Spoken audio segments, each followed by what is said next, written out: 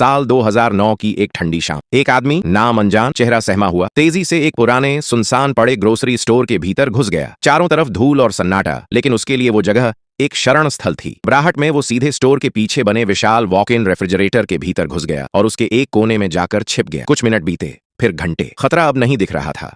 उसने बाहर निकलने की कोशिश की, लेकिन तभी एहसास हुआ वो फंस गया था। उसने चिल्लाना शुरू किया, कोई है, मुझे बाहर निकालो। लेकिन रेफ्रिजरेटर की गड़गड़ाहट में उसकी आवाज दब जाती थी। स्टील की दीवारों से टकराकर उसकी पुकार लौट आती थी, कोई जवाब नहीं। एक दिन बीता, फिर दूसरा। समय जैसे थम गया हो।